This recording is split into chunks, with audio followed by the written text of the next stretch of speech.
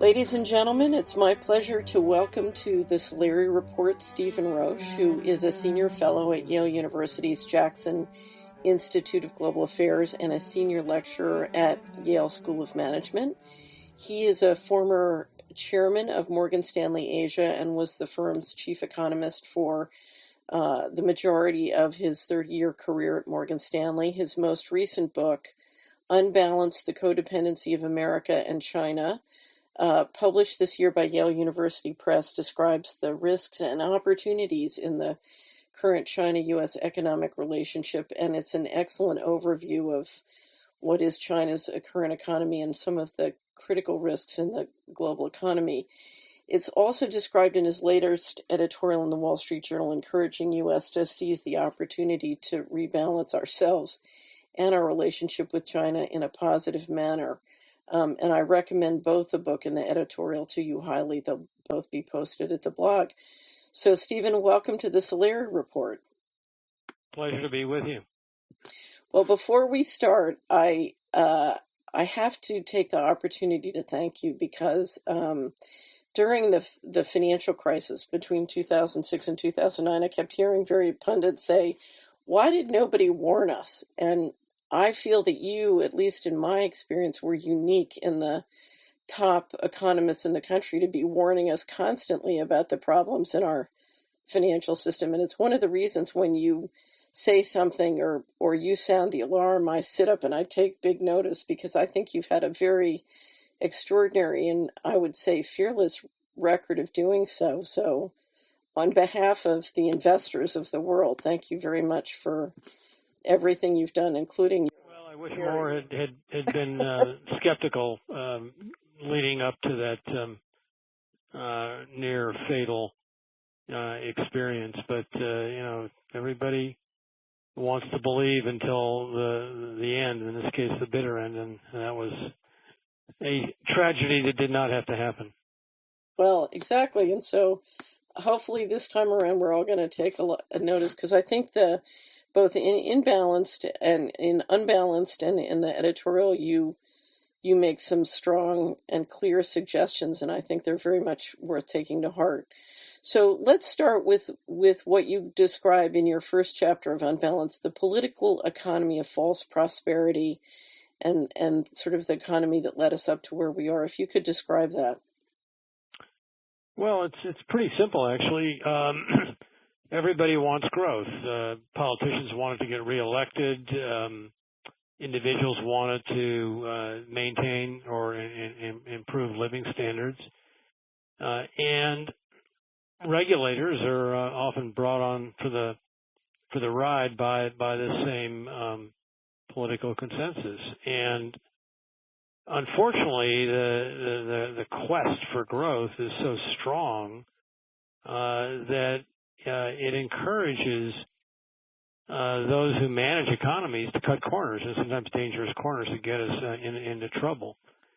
And the story for the U.S. and China really began in the late 70s when both nations, both economies were in trouble. China was in the aftermath of this wrenching cultural revolution, and the U.S. was in the depths of a wrenching stagflation, low growth and high and rising inflation. And so we both concluded that growth was the answer, and we both offered something to the other in terms of enabling that growth. The U.S. consumers had huge demand for Chinese goods, and China could offer income-constrained Americans, cheap goods, increasingly of a higher quality to make ends meet. And so it was a marriage of convenience in the beginning, and but it led both economies down, I think, a road of excess that ultimately is now being addressed, either in the markets or in the strategic realignment of the respective economies. And one of the things you point out is the extent to which Chinese savings helped finance this false prosperity. In other words, we borrowed money from China and used it to buy goods from them, and that created employment for them, and around we go. Yeah, it's what I call the book. It's sort of a classic codependent relationship, which is actually, in the end, a psychologist who studies codependency in the context of human relationships will tell you is unhealthy and unsustainable. And I'm afraid the economist will end up giving the same prognosis. China saves more than any country has ever saved, and we save less than any country has ever saved. So we borrowed freely from China the surplus saving it didn't need because it was more of a producer than a consumer.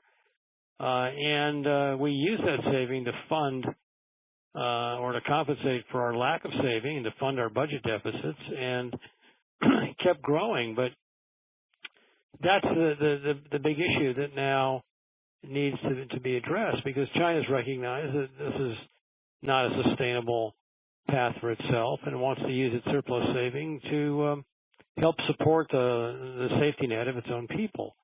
And the U.S. really doesn't get that. You know, we still think that we can draw on China's saving to help our people, and you know, something tells me that's not going to add up over the next several years. One of the reasons I really enjoyed reading the book was I got a much better sense for the reforms underway and what you describe as the rebalancing of the economy in China and sort of where things are. Maybe if you could describe what's underway and the changes that are happening in the Chinese economy. Sure. Well, the debate began in earnest about a little over 7 years ago when the former premier of China, Premier Wen Jiabao, said at a time of what seemed to be great strength and optimism in the Chinese economy that while the economy is strong on the surface, beneath the surface, it is unstable, unbalanced, uncoordinated, and ultimately unsustainable. And that triggered a huge and intense internal debate about the sustainability of China. And the decision was made a little over 3 years ago, after 4 years of internal debate, to shift the model away from being a producer that drove the economy through exports and investment into more of a consumer. And China passed one of its 5-year plans, in this case the so-called 12th 5-year plan, in March of 2011, that was aimed at a rebalancing of the Chinese economy, moving away from exports and investment as the drivers of growth to something that relies more on internal private consumption by fostering new sources of job growth in the services sector, which is too small in China, higher real wages through urbanization, and an improved safety net to make sure that that families spend the newfound labor income rather than save it out of fear. And, you know, the plan was helpful, provided broad guidelines. A couple of the legs were put in place, especially the jobs and the real wages through services and urbanization. But the safety net really remained porous and inadequate. And what the government has subsequently done to the 12th 5-year plan is that they really fleshed out through a series of comprehensive and really unprecedented reforms enacted or ratified, I should say, last November at what is now known as the third plenum meeting of the Central Committee of the Chinese Communist Party. Lots of reforms that will be helpful to deal with the insecurities of the safety net. So the bottom line is that China is now on the road to rebalancing. It's going to be a long and arduous road, but they're doing it. And for a nation like the United States, codependency with China simply means that we've got to stand up and take notice of the fact that our partner, who had long been providing us with the saving we need to grow, is going to do something else, and we need to respond strategically in the way that enables us to stay our course. So China's rebalancing, but we're not. One of the things I thought you did an excellent job in the book is talking about the policy mechanisms for long-term strategic planning in China, which are really absent in the United States. Yeah, no, we don't do strategy. You know, we make fun of it. we had I guess Bush, the first sort of made some derogatory comments to the so-called vision thing. We rely on the invisible hand of Adam Smith to set strategy and to guide us through market-based resource allocation. A lot of this is, sort of,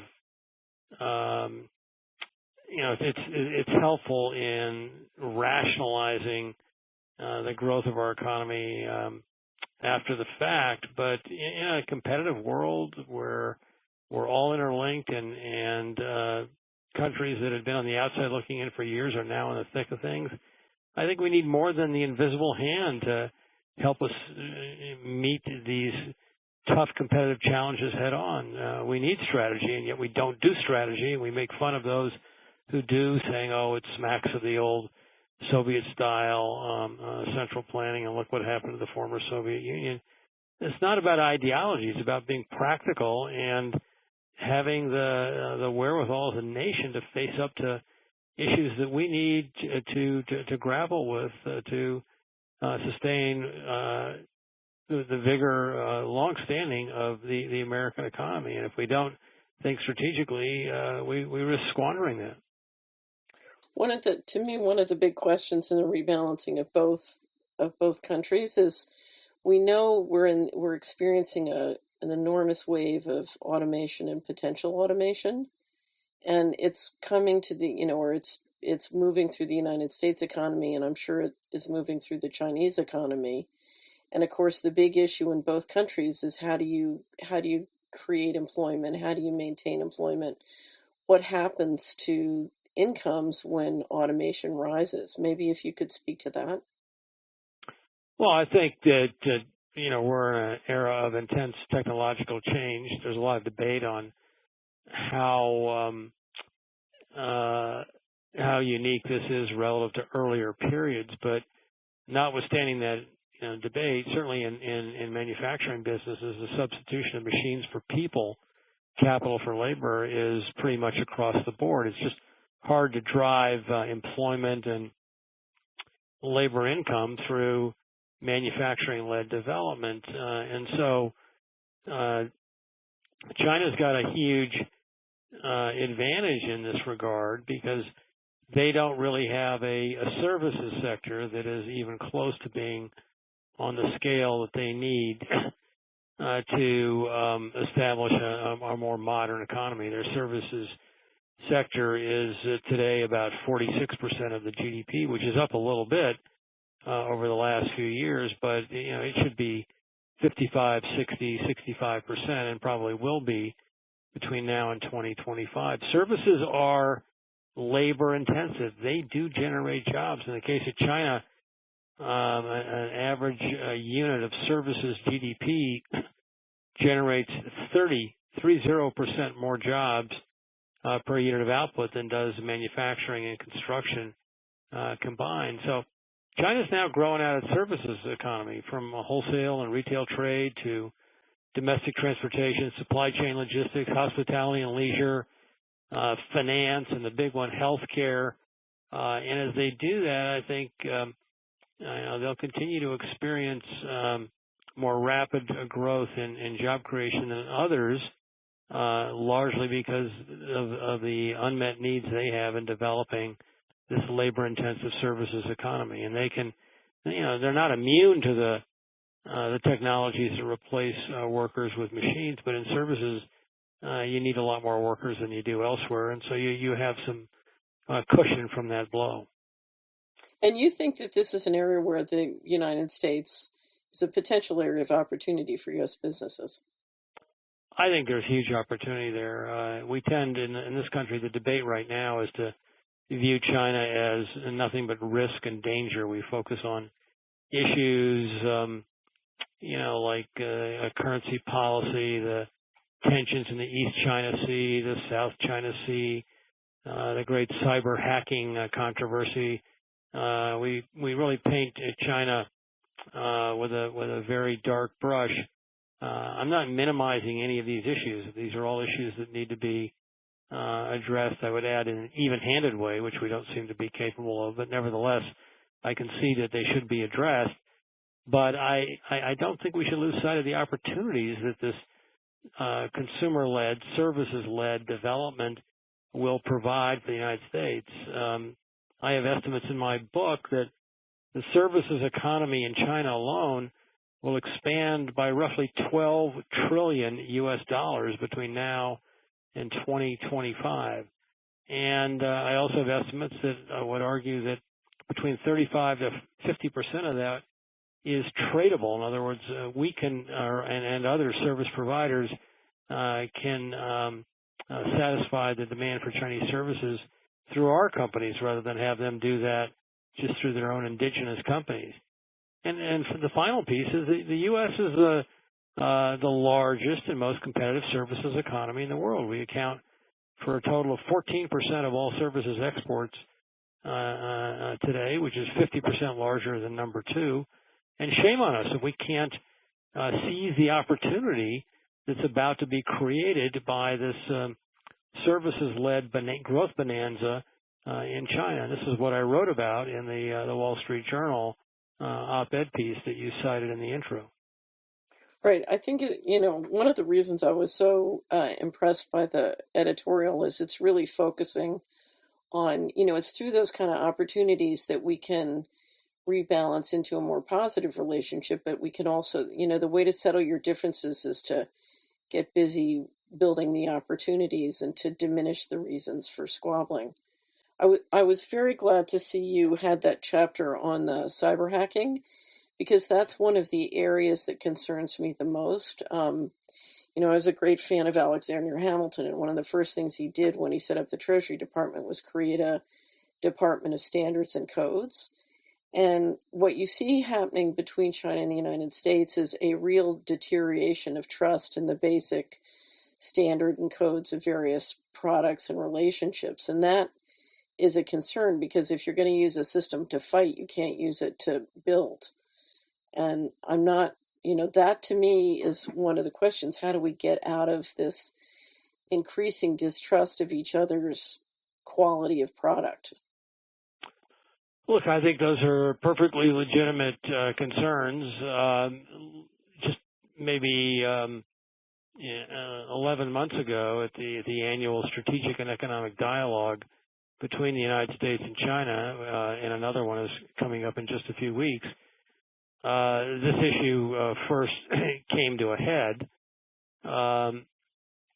and both governments agreed after charges and countercharges to set up a working group that would at least allow a sharing of information on cyber threats and hopefully develop some mutually acceptable codes of conduct in the area of cyber commerce and cyber data gathering. And some progress is being made, but at least there was a working group that was focused on the issue. And then, the U.S. Department of Justice took matters in its own hands recently, and it took what is by now a pretty dated report put out by a private cybersecurity firm in the United States and turned that into an indictment in a very widely publicized case, indicting 5 officers of the Chinese Army for cyber crimes. And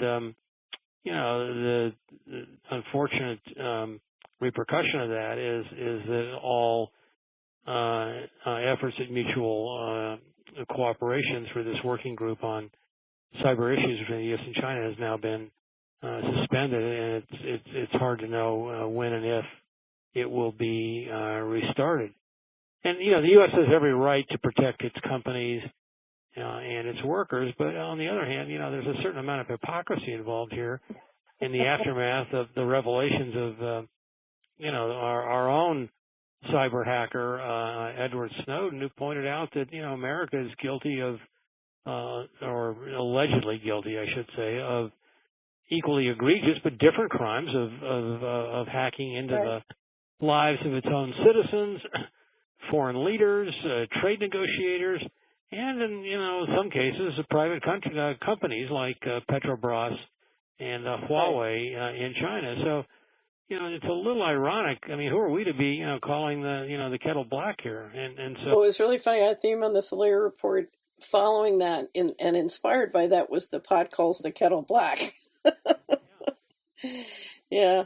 One of the points you made that this is an example of, again, go back to my my amateurish diagnosis as an economist masquerading as a psychologist. This is sort of a manifestation of the classic blame game of codependency.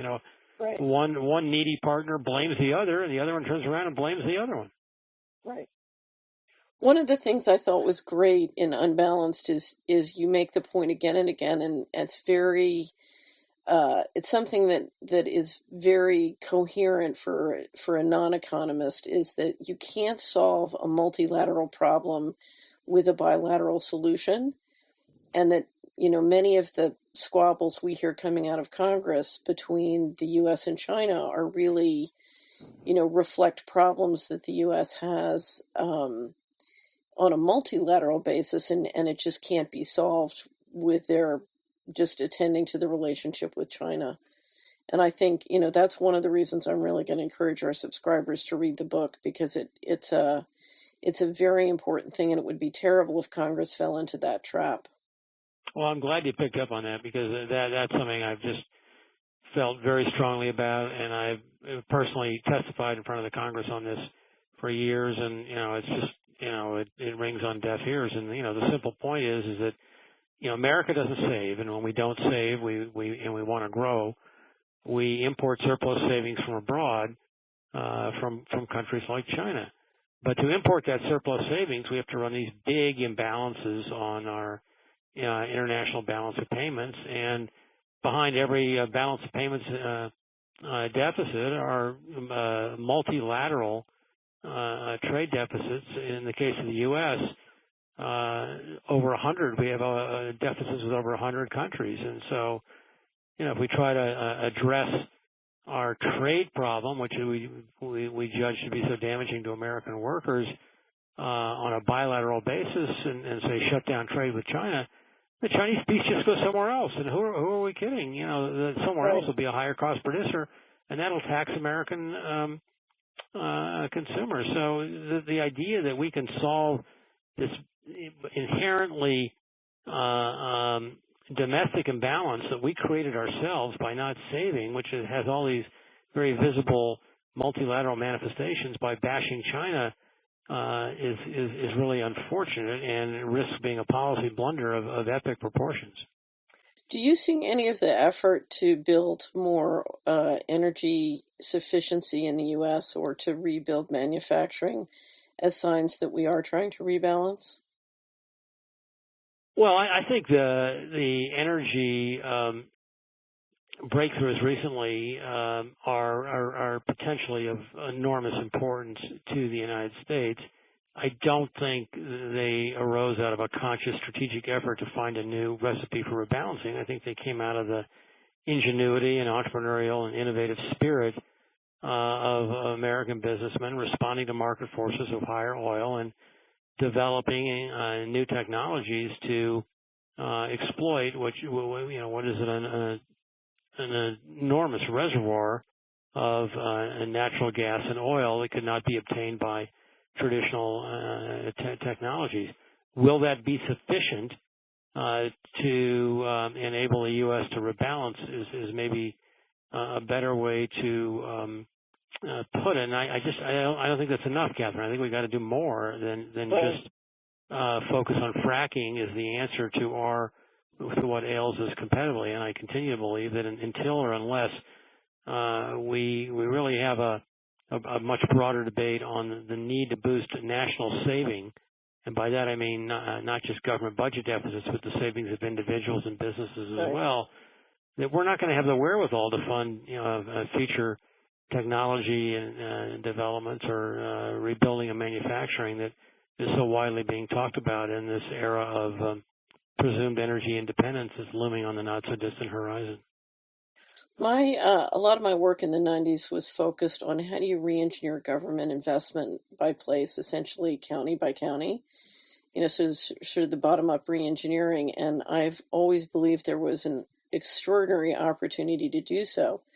But if you look at the economy at a county level now in the United States, the number of people who are directly, indirectly dependent on federal subsidies is so extraordinary. To me, there's no way you can increase the savings rate without dramatically also re-engineering government investment, which is there to be done, but it requires, before you can even contemplate doing it, you require sort of the vision thing. You need a strategic conversation at a very high level to say, okay, we have to do this. It's going to impact everybody. Let's talk about it.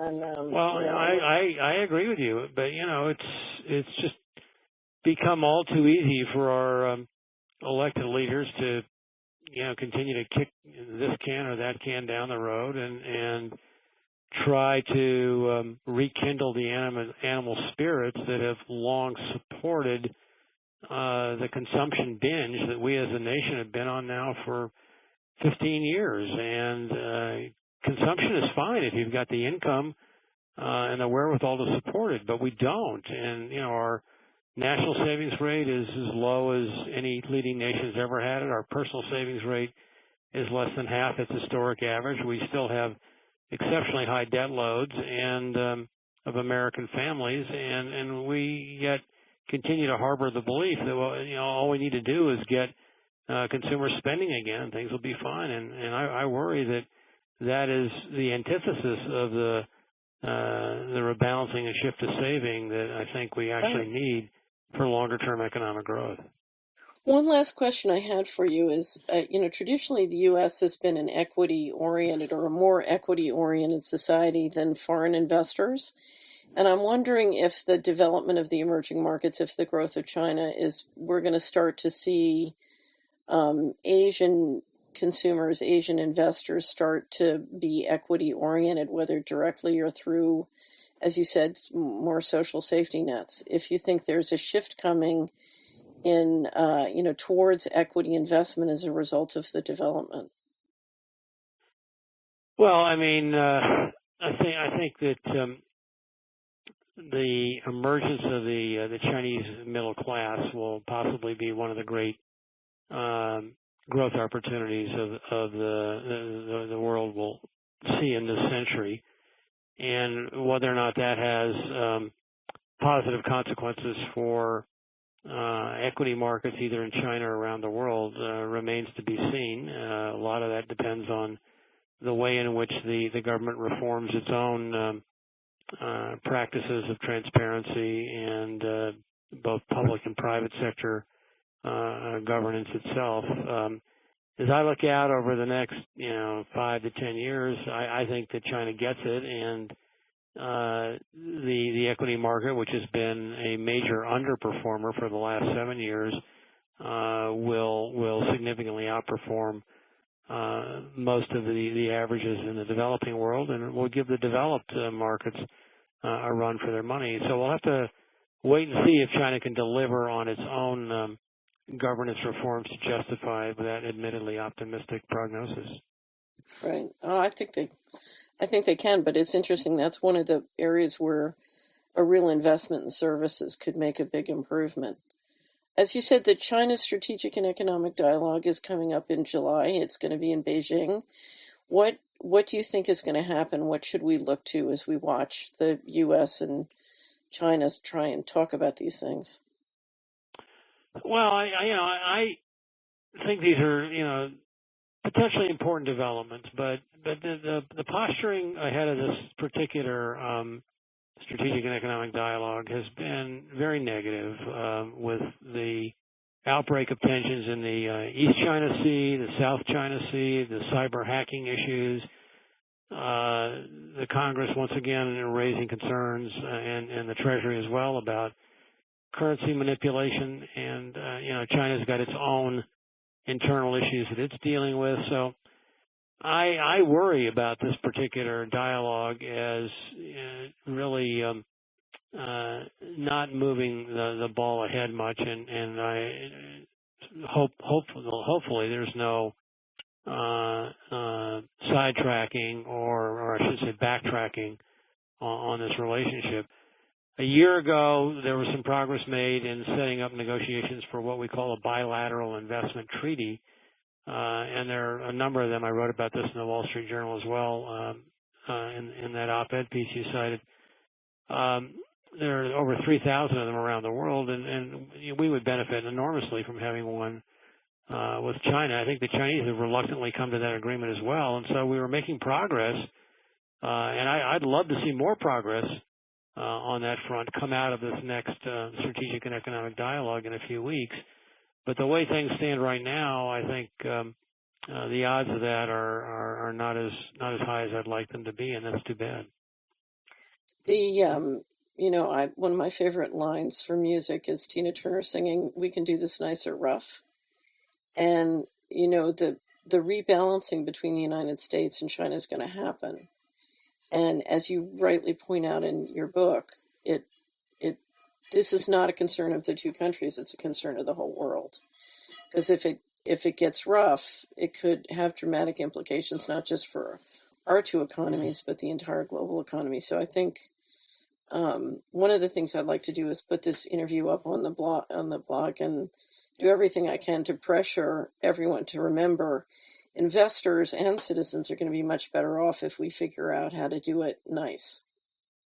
Is that fair to say? Well, look, you're preaching to or singing to the choir on this one. I mean, I think there are always issues that need to be ironed out. There are differences that need to be ironed out between any two nations, and that's certainly true of the U.S. and China. But if all we can do is focus on the risks of the relationship, we risk squandering the opportunities. China is changing its economy. It's a huge opportunity for us if we really align our economic strengths with the shifts that are going on in China. We need a new source of growth after this financial crisis, and China will here it is provide a very important opportunity for us. But shame on us if we squander it. I just have to tell you one story. In 1997, I was in Beijing, and I had a wonderful guy working for me who was a PRC citizen. And we were sitting reading the paper in the morning, and there was a big squabble going on between the U.S. administration and China. and Henry said to me, "Do you know what's going on?" And I said, "No, I really don't understand." And he said, the majority of your legislators are lawyers, and the majority of our legislators are engineers and economists. And the lawyers are saying, you will do this, and the economists and engineers are saying, how? Well, those are, sometimes things don't change much. Maybe we don't. Well, tell us, how can we stay current on your work? Well, I write about it on a regular basis. I publish articles in newspapers. You can enroll. You can come back to college and go to Yale and take my courses. I'm no longer at Morgan Stanley, but I still try to stay very active in the public debate. So and all of my stuff is free and out there for easy consumption. Okay, well, you've made an enormous contribution. If we had done it, what you said before, we would never have had the financial crisis. So I can't tell you how much I appreciate everything, and we will get this up on the blog and encourage everybody to read the book and the editorial, and hopefully if it... Send me a link when it's up there. Okay, will do. Steve, you have a great day. You too, Catherine. Thanks. Bye.